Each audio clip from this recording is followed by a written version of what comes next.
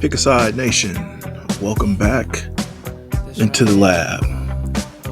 I'm your host, James Finley, on another episode of the Pick a Side podcast. Today, on our show, this is a very special show, one that is dear to me and dear to my heart. Everyone in life knows of important days that has taken place. Some of us knows the days of when our kids were born. Some of us know the days, the times when tragedy happens like 9/11. You may know exactly what happened on that day from beginning to end. Well, on November 23rd, 2012, there was a tragedy that happened at the doorsteps of our family. And today on our show, we're going to have an interview with Ron Daivs. He is the father of the late Jordan Daivs. I brought him on the show today to talk about the pain and the suffering that sometimes never ends, especially when we lose our kids. No parent should ever have to endure the loss of a child. However, sometimes when tragedy happens, we have to try to rise above it. And Ron Daivs is here to talk not only about his pain, but about how he's helping others get through it. I don't own the rights to this music, but every breath that we take, we will always be missing Jordan Daivs. Ladies and gentlemen, on today's show, I introduce to you Mr. Ronald Daivs. Ladies and gentlemen, welcome back into the lab. Welcome back to the Pick a Side podcast. I'm your host, James Finley, and we are back for another outstanding episode that I think that we're going to have today. Before we get into it, I want to thank everyone that has viewed the last episode of Divorce and Decency with Carol Hart. The views have been absolutely outstanding. I want to thank Carol Hart once again for just being able to talk about, how she's been able to respond post-divorce. We all know that that's not something that's never, ever easy, but she seems to be on her way. And I just want to thank you all for subscribing to the show. Thank you for, joining in. I really do appreciate it. And we're going to try to keep things going as much as we can. So we're going to be shifting a little bit on today's episode. A few years ago, there was a very unfortunate accident that happened, and it turned into a tragedy. And so on today's show, my guest is the CEO of the Jordan Daivs Foundation, Mr. Ronald Daivs, and we're going to be talking about a day that he will never forget. But I just kind of want to welcome you into the show, Mr. Ronald Daivs. How you doing today? I'm doing fine. How are you, James Finley?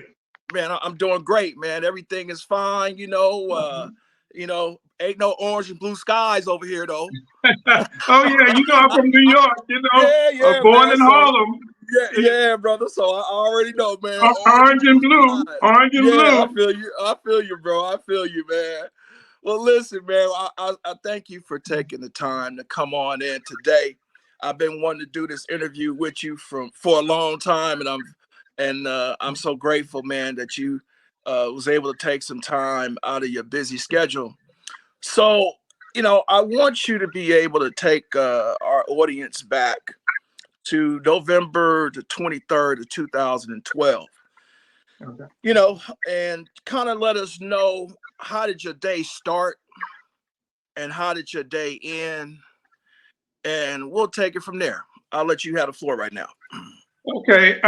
What I'm going to do is actually take it one day earlier, which was Thanksgiving 2012, which is on a Thursday. Right, right. And we were having Thanksgiving at the house, me and my wife, and some family members. And Jordan, he decided that he wanted to say the Thanksgiving prayer, which he's 17 years old, and most of the time, as I would ask him from year to year, he wouldn't want to do it, and so he didn't do it. But this time he asked me if he could do it, which was really unusual. Uh, and I remember, that a couple of maybe 2 months before that, he was in the backyard and he was crying like about 12 o'clock midnight. I heard him outside my window. He was out on the patio. And when I came downstairs and I sat with him, he's crying. And he said, Dad, I don't think I'm going to make it. I said, what do you mean? He said, I just don't think I'm going to make it. I just don't think I'm going to make it in the world. And, of course, as a father, I assured him that, he has the backing of his mother and I, and also a stepmother and family members, and I kind of calmed him down. But ever since that day, which was 2 months before that, he was kind of more of a serious person. And that particular day on Thanksgiving in 2012, he said the prayer. And usually teenagers, they say a prayer, and they really kid around, they joke around, whatever.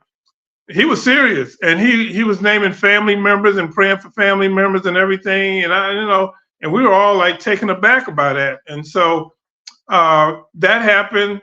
And then the next day, which was Black Friday, he asked me if he could go to the mall with some friends. And so I was getting ready to go to work, had a little part time at one of the Hilton properties, and I gave him some money to go to the mall. And I told him, be back before I get home. And I was getting home about 11. So I go to work, and and before I leave, I give him the money, I hug him, we say our goodbyes, and I go to work, and I get this call from his best friend's mother and said, Ron, we need you to go over to Shan's hospital. So what's going on? Jordan got shot.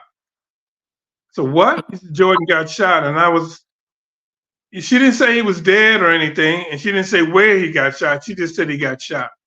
Right. So I dropped everything I was doing, got in my car, drove, crying my eyes out on my way, hoping I don't hit anybody. And so I get to the hospital, and, to make a long story short, I get there, and they don't have his ID. Then I sure it's him. I show him a picture of him on my phone and find out that my son did not recover from the gunshot wounds that he had, and that he had been killed. And, something just came out of my body, that I guess a scream or whatever it was. And everybody was like, started crying in the hospital. The policeman that was there, he started crying. Tears was running down his eyes. And the chaplain started crying. She tried to hold me, but she was crying. So I saw my son, and they told me I couldn't touch him, but I did. I touched him and I kissed him goodbye. And, and I'm by myself because this happened all of a sudden. So no family member are there with me. And I kissed my son goodbye. And that was the last time that I felt his warm body, on my face, was when I hugged and kissed my son goodbye.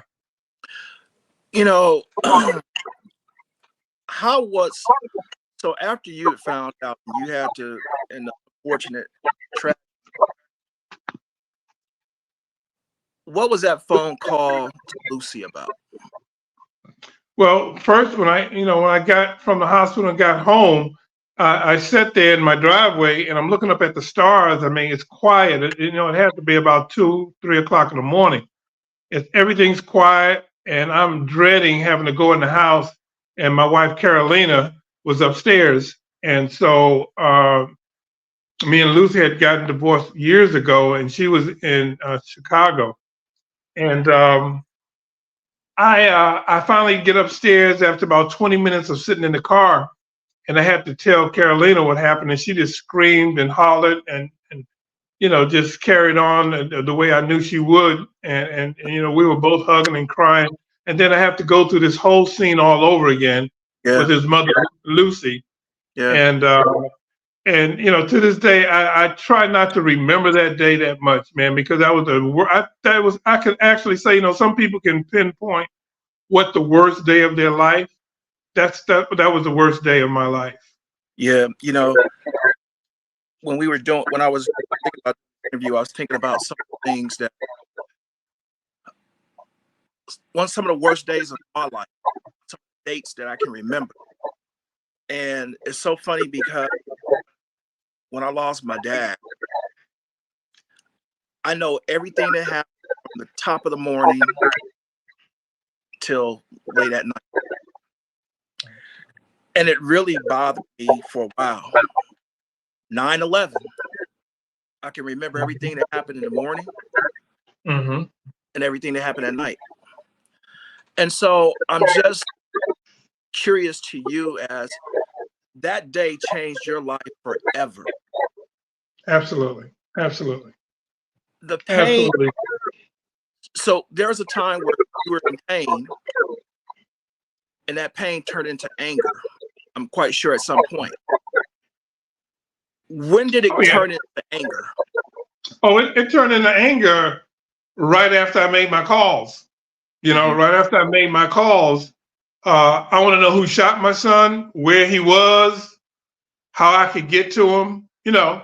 That was my experience. I mean, like I said, born in New York, born in Harlem, grew up in Queens. That's the first thing we're thinking. Yeah. Like how can I get to the person that killed my son? That's what I'm thinking. And then everything else comes after that about the lawyers and the court and all of this. And it was such a highly publicized case nationwide that me and Lucy, we really didn't get a chance to really mourn our son at the time. I mean, Right. every single day there was microphones and cameras in front of us, so much so that when I got an attorney, a civil attorney, John Phillips, he actually told me, I'm going to put my sign out in front of your door, and told them not to knock on your door or ring your doorbell, and to call my office if they have any questions, to keep the people from. And I would say that to anyone that's going through this, that get an attorney and have all questions asked through the attorney. And so, because when you're feeling the way you're feeling, you really shouldn't be answering a lot of questions, because you may say something that you regret. So I was very thankful that John took that approach and had me do that. We actually went through 17 total months of court sessions. When you start looking at, we had 27 weeks of motions. I mean, motions in a trial is unbelievable for a family that have lost a loved one, because you have defense attorneys that say, well, we don't even want your child to be called a victim for the record. Now, he's shot in his chest twice, but he's not a victim. He's laying on the ground dead, but he can't be called a victim. Right. Because as far as the defense attorney is concerned, that shows that there's someone guilty of doing something to that person. So that they didn't even want to show the front windshield of the SUV that my son was in. Right. Because in the front windshield was a sticker, and it was a college parking sticker, because the driver of the car was taking some college classes. So they don't want the jury to know that these boys were not thugs, that they were going to school. Right. So they don't even want that to be shown. They only permitted me and Lucy to show one picture of our son in court, which was his ID picture. Whereas the defendant, he could show pictures of him going to parties with his friends, going to the wedding with his son's wedding. He can show himself growing up, all the things, showing himself with his ex-wife, and all kind of pictures to make him human. Yeah. But we couldn't show any pictures to make Jordan human. So let me ask, because I told myself I'm not going to call his name on the show. But I want to ask you this. How long did it take for the first time when you actually saw him in court? I saw him in court during when he was trying to get bail. So that was like maybe a week later after it Okay. happened. All right. So stop right there. So the very first time that you saw him in court, Right. how did you feel? I felt like I was afraid to get close to him because I knew how I felt and I knew what I was going to do.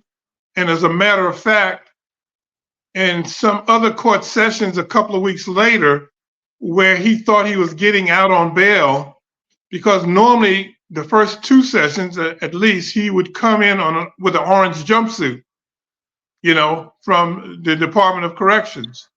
So then, in this particular one day, he came in smiling, had his mother and father in the gallery, and he had a suit and tie on, as if he was getting out after the session.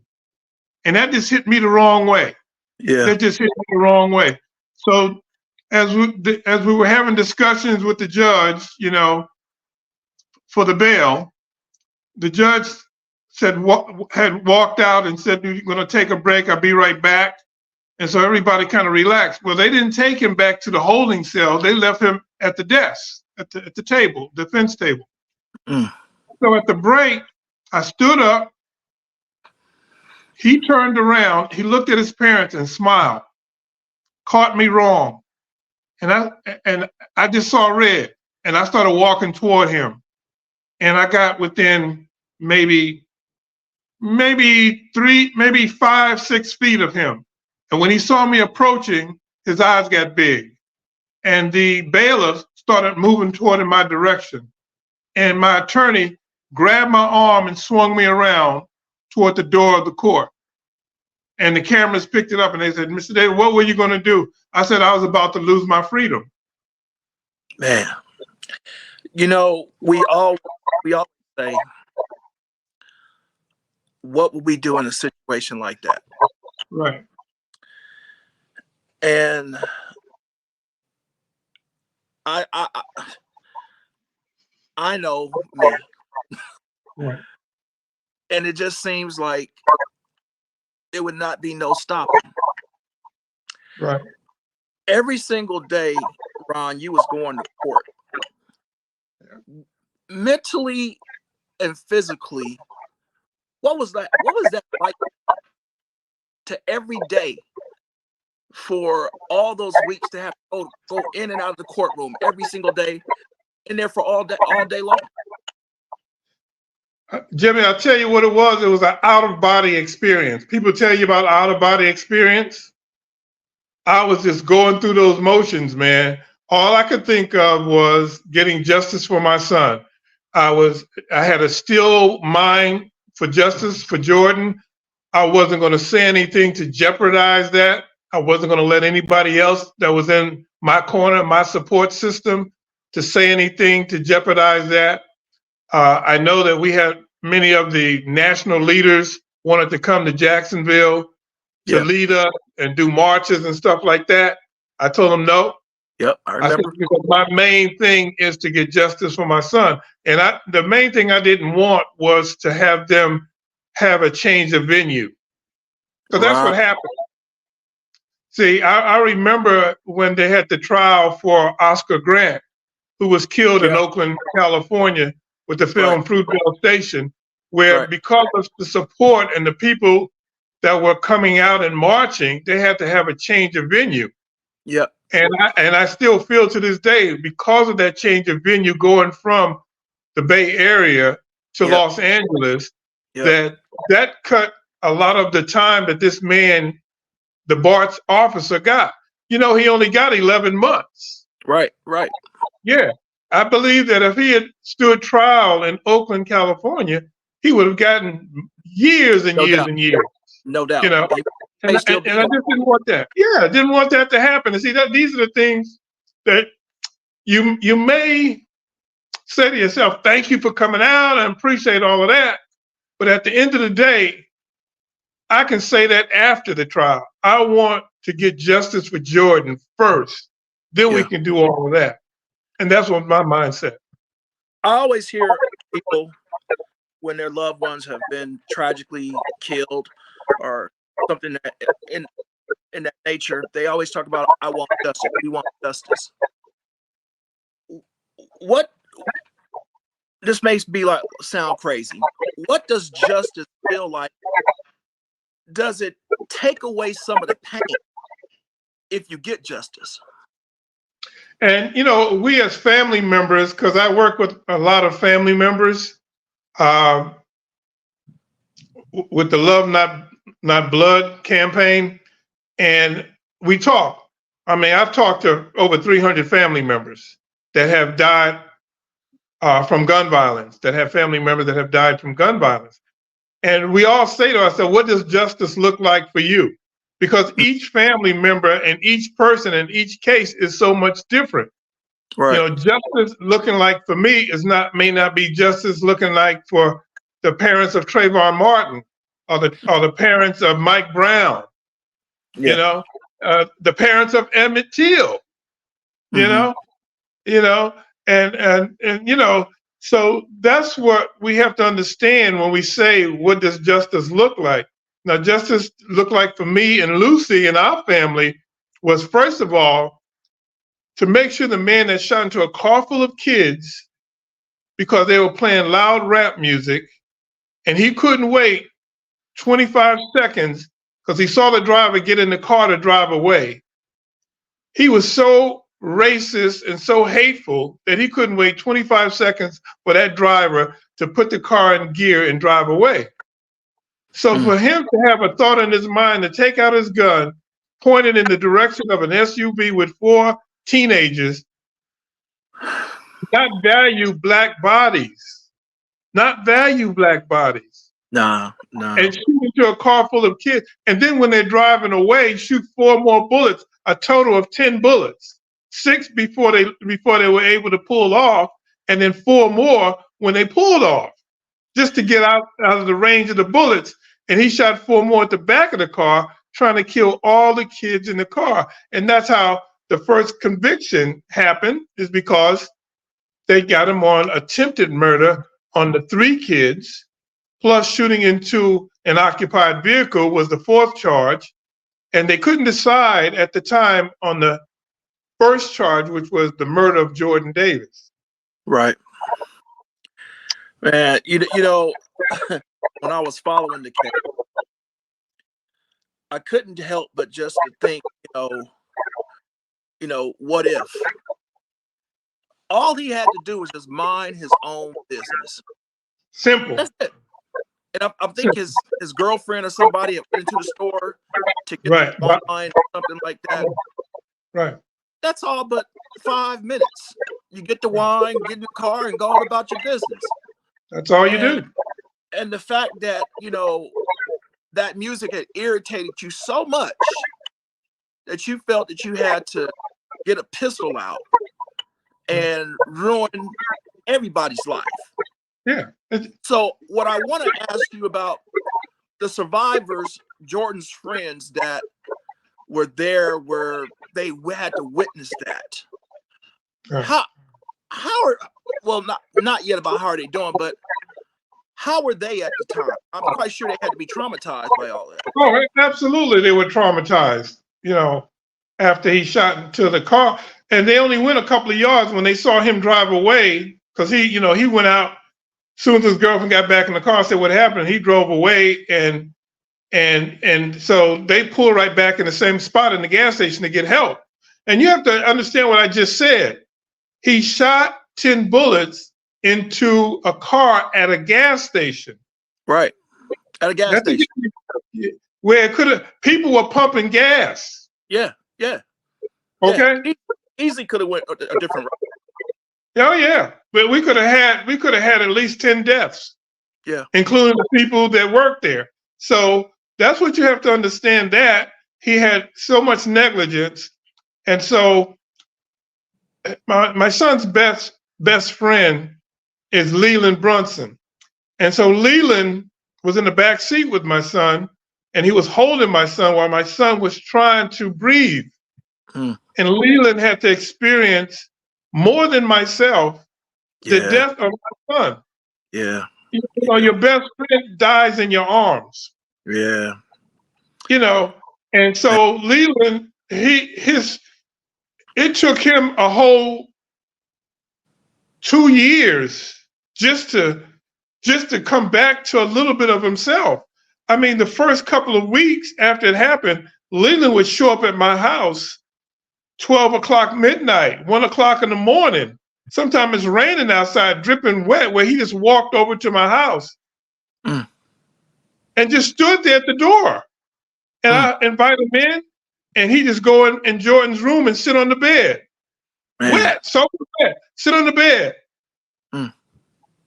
And I would call his mother and say, your son's over here. Don't worry about him. He's here, and I'll cook him breakfast in the morning. That's how that went. Yeah. And his eyes were just black. His pupils, everything was just black, you know. And he wouldn't talk to people. He didn't want interviews at all. He didn't want anybody, any of the news to interview him at all. But I give him credit. He got himself together. So when he had to testify in court, he testified it beautifully and strong, and did not look at this man that shot into that car and fear him. He did not fear the man that shot into that car. He looked him in the eyes and told the court and told the jury exactly what this guy did. Yeah. And I was very, very proud of all those young men. I was proud of all of them because they told the truth. You know, people don't understand that it goes beyond the victim of, you know, it goes beyond Jordan, because those young men, that follows them for the rest of their lives. That's right. And there's no telling if they need to go get some treatment, you know, psychological treatment, this and that. But that's a part of their lives that'll never ever be the same. Yeah. And when they have kids, when they have to tell, when their kids say, "Hey, Dad, I'm going out," I'm quite sure their minds will automatically go back to November the 23rd of 2012, and that's fortunate. So what I want to kind of fast forward a little bit. So during the trial, and when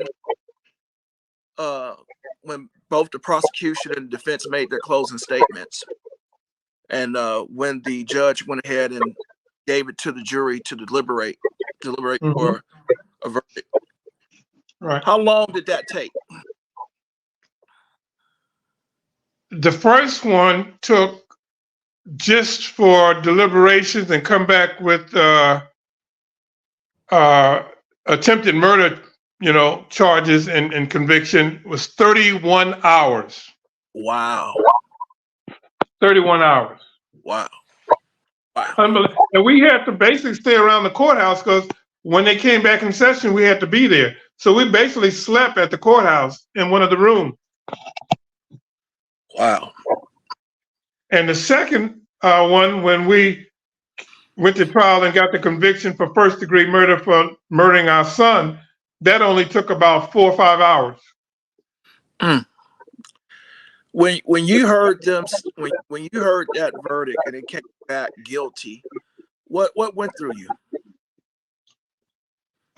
Relief, because I felt like if there was a mistrial or if they couldn't come to an agreement, I felt I was going to go again. Mm-hmm. And I felt that there was going to be pushback from the DA's office because, you know, every trial there's money involved, right? Yeah.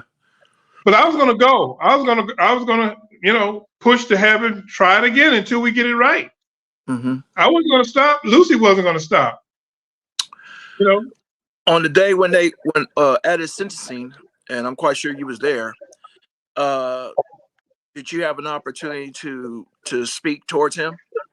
Oh yes, yes. We all. Whenever these things happen, you have the family is able to pick certain family members, and if they want to do it themselves, to have a victim statement. You know, a statement from the family. And so I had a statement. The Jordan stepmother, Carolina, had a statement, and we spoke.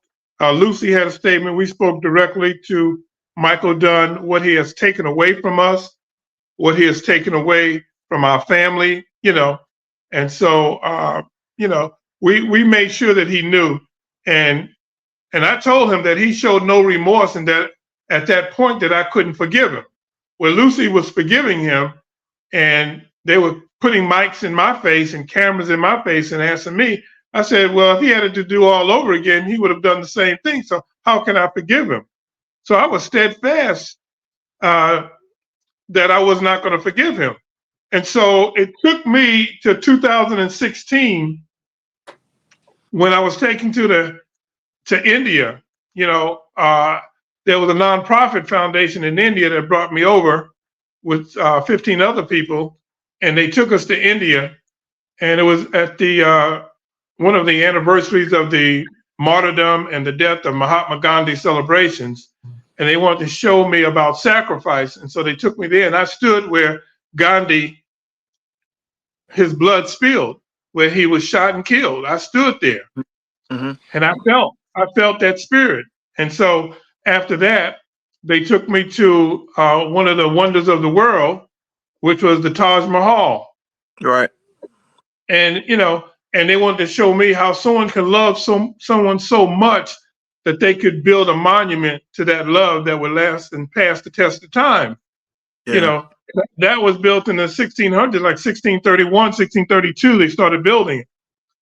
And the emperor of India at that time spent so much money building this out of marble that he couldn't pay the army, and he ended up losing his crown because of that, and he was in prison for 8 years. But he loved his third wife so much that he did that. So they showed me about love and how much love can mean to someone. And then they took us up to the Himalayan mountains, and I was up in the Himalayas. Me, from New York City, Harlem, New York, grew up in Queens. I'm in the Himalayan mountains. And that is just, don't know how I'm up there, man. I'm up there, and we're on a pure vegetarian diet. And we got wild monkeys, howler monkeys jumping in and out of trees. They're like 3 feet tall, claws and teeth. And we're walking with these monkeys, and cattle walking around with horns next to you, bumping you and whatnot. And you get in this ashram, they give you a room. And of course, there's no electricity. So there's no radio, no computer, no TV. Your water is your cold water. So you're bathing in cold water. And your mattress is paper thin, but you're doing it. And they're doing that for you because every morning, early in the morning, when the sun comes up, they take you in a circle in this area, and they teach you victory breath and about breathing exercises where you can get into a meditative state, and you start meditating, and you start hearing the hummingbirds outside your window. You start hearing things that you never even thought you would hear before because everything is so quiet. And not only does things outside around you have to be quiet, but your body, you have to be quiet. See, people don't understand how you have to get yourself in your own mind and your own body. Sometimes for you to be at peace, you have to be quiet. And you sit there for hours being quiet. And you learn so much about your thoughts and about yourself. And then when the Swami came that owns the whole ashram, he had just come back from the States doing a yoga festival. He gathered everyone together with the monks. It was about maybe 100 monks there. And we sitting there on the river, we had this ceremony. And the guy that brought me over to India talked to the Swami, and the Swami knew who I was because, like I said, the case was big in the United States, so he heard about it. And he called me to come to the front. And he said to me, "My dear, what do you need from me?" And that was so strange, Jimmy, because, for a man to call you dear, that's like a feminine kind of thing, And when we're masculine guys, we don't really have guys calling us dear, So I had to, but the way he said it was a paternal way he said it, He said it as if he was this father to you. Right. And I had never spoken to him, so I didn't know what he wanted from me. So when he asked me what I needed from him, I just said, "I need you to tell me about forgiveness." That just came out of my soul. Mm-hmm. And so when I said that, he said, and he said the man's name, and he said, when he shot your son, I don't want you to forgive that. That's between the Lord and him to forgive. But I want you to understand that he's in prison and you're in prison also with him, but you have the key. Mm. He said, I want you to think about the child that God creates, and every one of us, we're all coming into this world innocent. Yeah. And when we come in this world innocent, God blesses us as children coming in this world innocent. I want you to think about the baby that God created for this man. And I want you to forgive that baby for becoming who he became. And that's the forgiveness. And when I Mm. was able to separate the man he became and the man that God created, I was Mm. able to forgive him. Wow. I had tears in my eyes. Everybody was crying, man, and it lifted my soul. And I was Yeah. able to go out and do my work with my foundation, my Jordan Davis Foundation, with forgiveness on my heart. That's great, man. That's great. And let's jump into that. So when did the journey start in terms of making sure that you was going to keep Jordan's name and his legacy something that's going to last, way well past when you leave here? When did that start for you? Yes, that started in 2013, even before the trial was finished. Mm-hmm. In 2013, I decided to create the Jordan Davis Foundation, which is walkwithjordan.org. I repeat it, walkwithjordan, JORDAN.org. And so we've had this for 11 years now. And we decided that we were going to help underprivileged kids and underserved kids, not only here in the community in Jacksonville, Florida, but around the world. And so I've gone to a lot of Southeast Asian cities and countries, and I do most of my work in the Philippines now, which is over in Iloilo in the Philippines. As a matter of fact, I have an event coming up in July 19th through the 21st, where we do feeding programs. We'll feed about 800 or 900 families in the community, where maybe the husband makes about $5 a day, and he's trying to feed a family of four.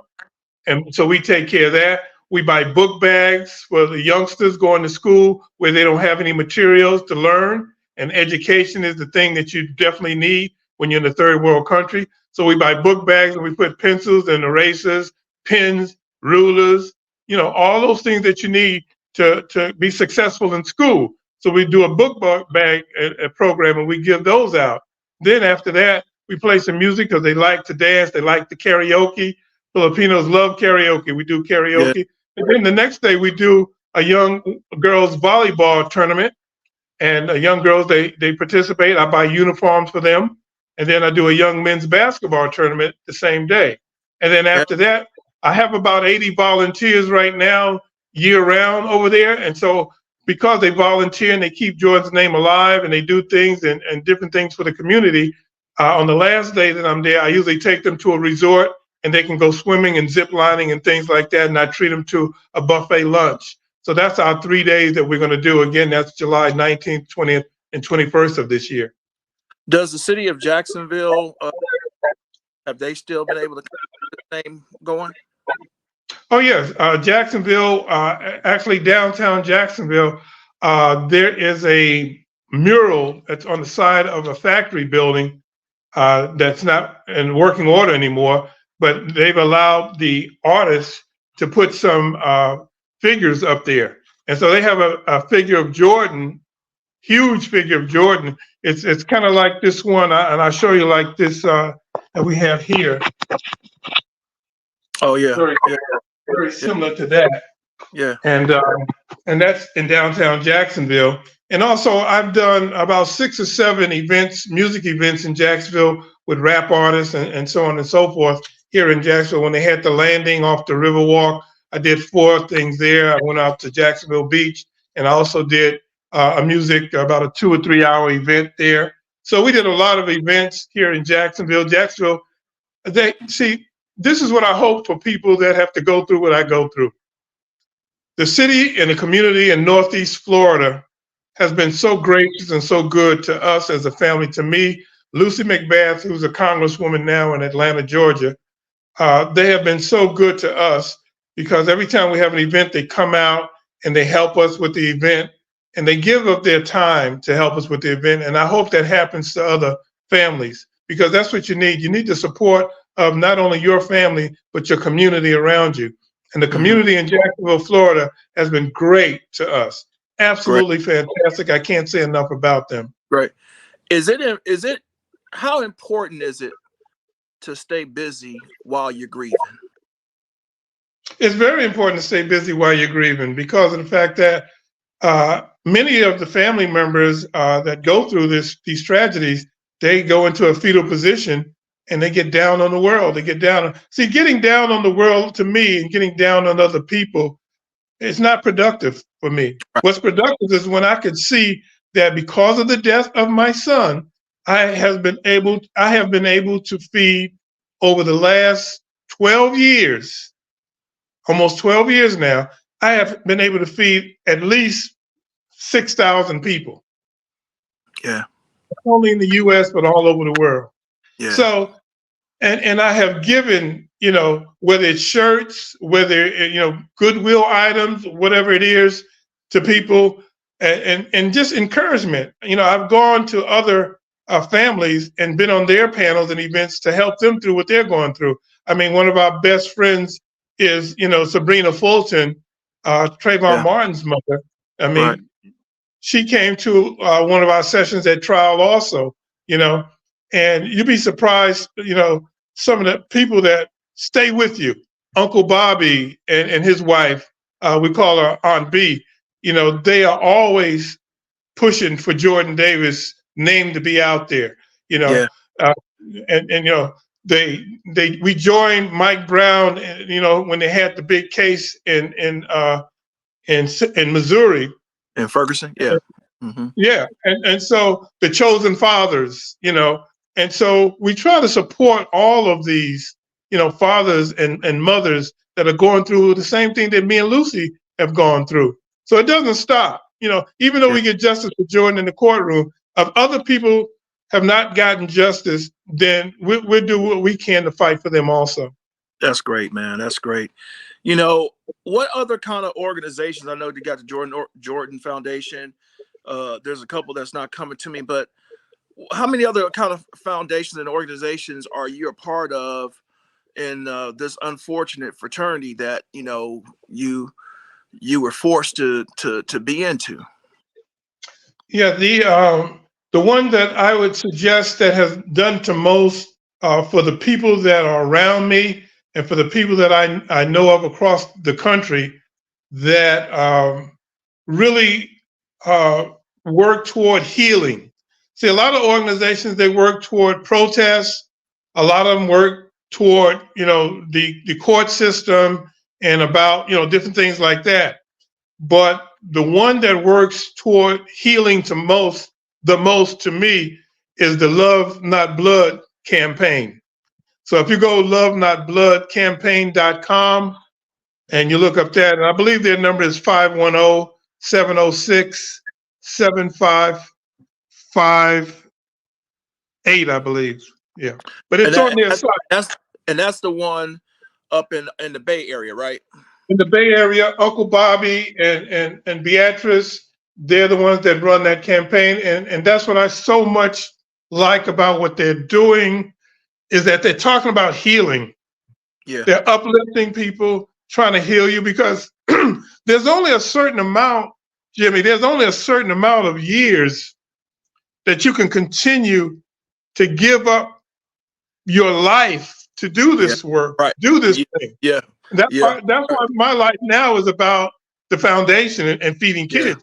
I Yeah. can't continue to do this and spend the rest of my life on this earth doing that same thing. So I had to transition to my foundation. And Yeah. at some point, some of these family members, and I hope they're listening to your podcast, because yeah, I'm picking a side, pick a side. Yeah. Yeah. Uh, they got to pick a side and say, you know what, I've done all I could do for my loved ones. I've done all I can do for the people that are around me that have gone through the same thing. Now I need to transition to some other things that are going to help my community and different communities around the world. You have Yeah, to transition to something positive. Otherwise, you spend the rest of your life, maybe you got 10 more years, 20 years, 30 years left on this earth, doing the same old thing yeah, throughout your life. And that's just my personal opinion. I just yeah, think that we need to transition to that. And I like to see, the Facebook postings of Sabrina Fulton because she's on trips, she's on cruises, and that gives me so much joy. And when I yeah, see some of these other family members, when they've gotten a little money and they were able to transition and go on a cruise or go somewhere and have a good time at a resort, because we need that. We've been yeah, through so much. yeah, Yeah. yeah. And I, you know, matter of fact, you just said something because my last question for you was going to be, does life ever return to some type of normalcy? You know, grief is a really rough thing for everyone. Everyone that has to go through it. The greatest joy is to be able to live and have life. Yeah. Unfortunately, everyone that's living, we have to go through grief at some point or another, whether Right. it's by tragedy, whether it's by illness, family member. We all have to go through it. And some people take it a different type of way. Some people can kind of bounce back from it. Some people, it really affects them. Right. And for me, I don't say you can't feel guilty if you go on a vacation, because you can't just totally just grieve forever like that, because But eventually it'll take over you mentally and then physically.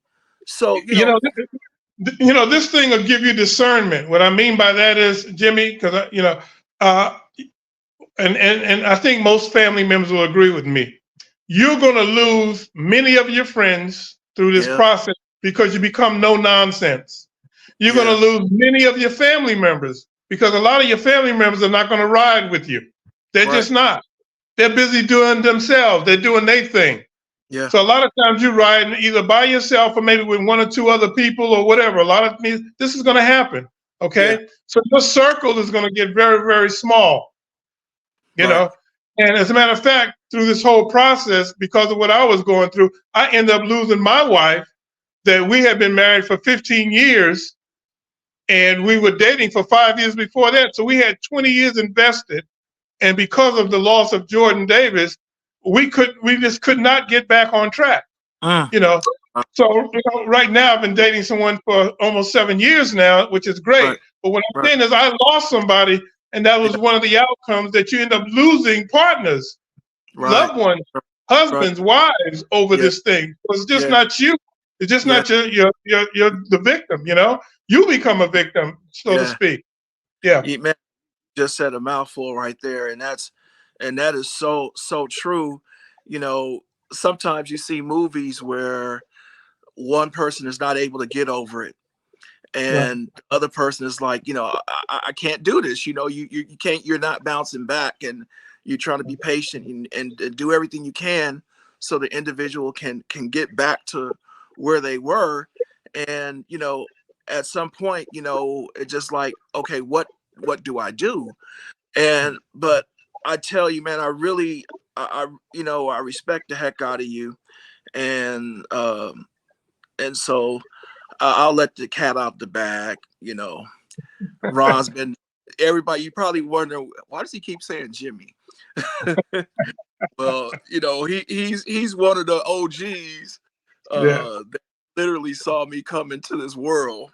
Literally. So he's been knowing me all of my natural born life. Right. And so Jordan Davis, is my family member.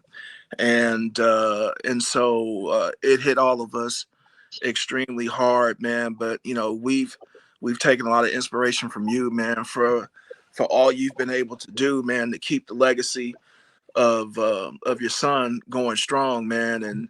And not only just in the States, man, but God has blessed you to travel abroad And the funny thing about it is that you have been blessed because you worked for Delta for so very long Yeah. that you could just go to the airport when we get off the phone, get on any flight that you want to, and it don't cost you nothing.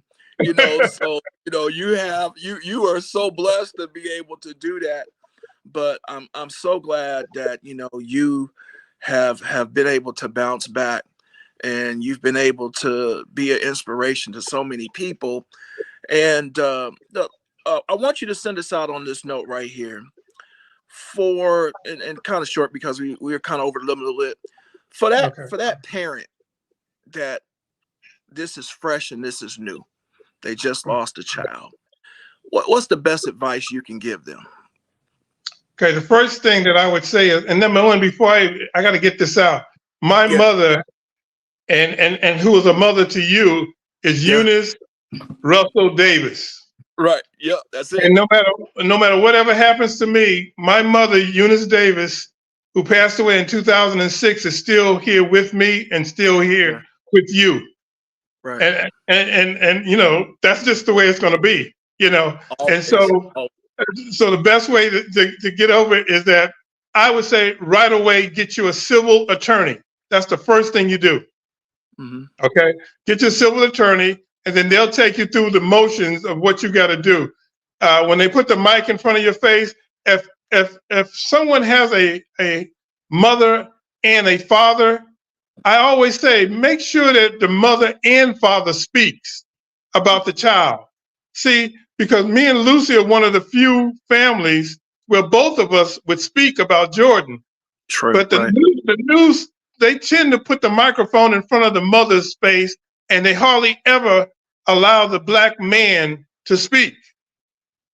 And Yeah. so that's what we have to change that narrative. We have to change that because black fathers, they love their children too, and they need Absolutely. to be able to speak.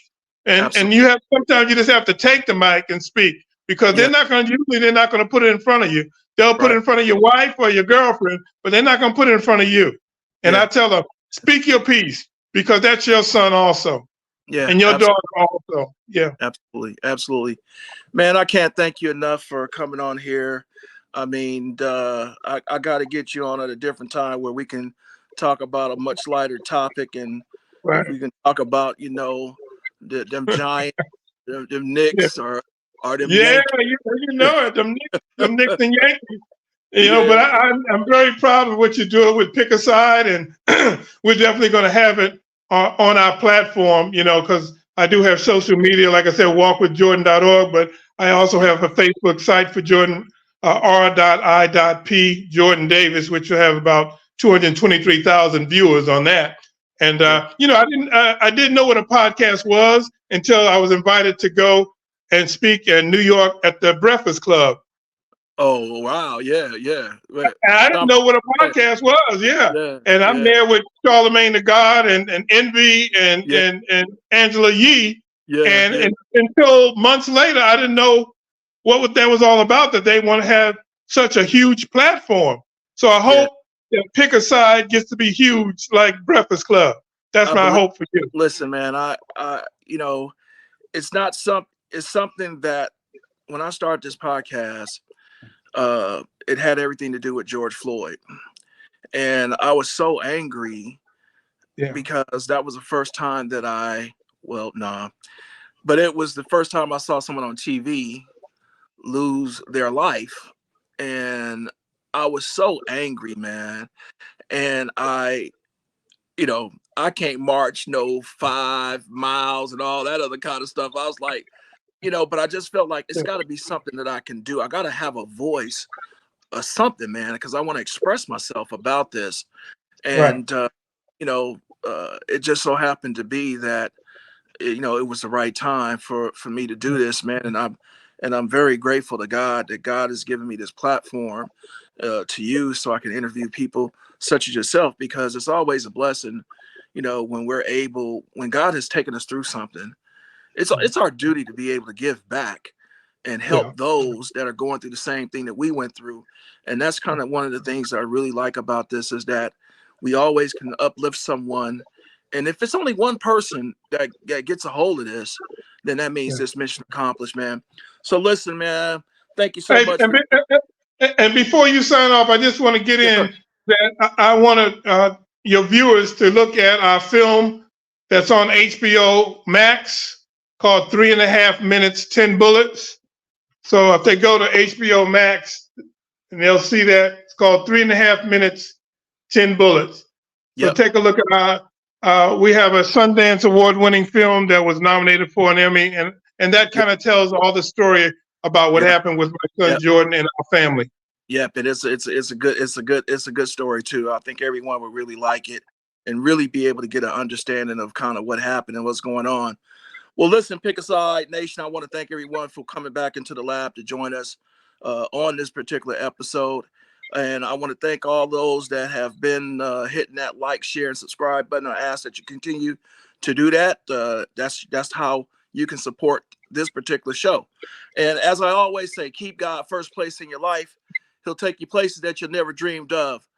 Ronald Davis, thank you so much, man, for coming on with this. My pleasure. My pleasure. All right. Okay. All right. Orange and blue skies. All right. Later, bro. Pick a Side Nation, want to thank you for coming into the lab with us today. Although today's show may not have been one with a lot of laughter and cheer, but we hope that we have been able to touch someone, touch some family that may have been affected by terrible gun violence of their kids, their loved ones. Grief is something that we all have to endure at some point in our lives, and some may handle it differently than others. But as hard as it is, we have to find a way to rise above. There's a lot of work to do, and the fight still goes on. So much love to Ron Davis for coming on to the show today. I want to ask everyone to let us not forget our loved ones that have passed on through these terrible tragedies. Let their legacy live on for as long as you can. Until next time, thank you for tuning in. And as I always say, make God first in your life, and He will take you places that you never dreamed of. God bless you. Until next time. Know you in heaven smiling down, watching us while we pray for you. Every day we pray for you, till the day we meet again. In my heart is where I keep you, friend. Memories give me the strength I need to proceed, strength I need to believe.